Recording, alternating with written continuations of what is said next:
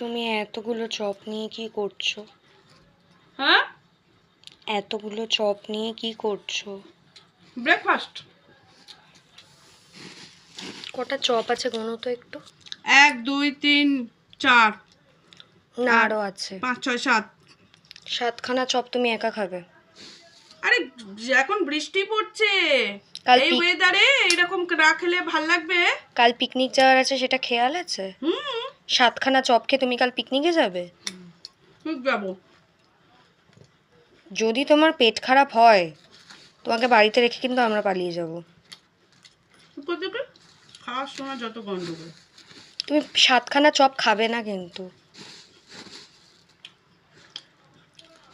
এত কেউ খায় না মা। আরে মুড়ির সাথে সাথে খাবে তো? না, মুড়ি একটা চপ দিয়েও খাওয়া যায়, দুটো দিয়েও খাওয়া যায়, 7খানা খেতে হবে যাবে। না।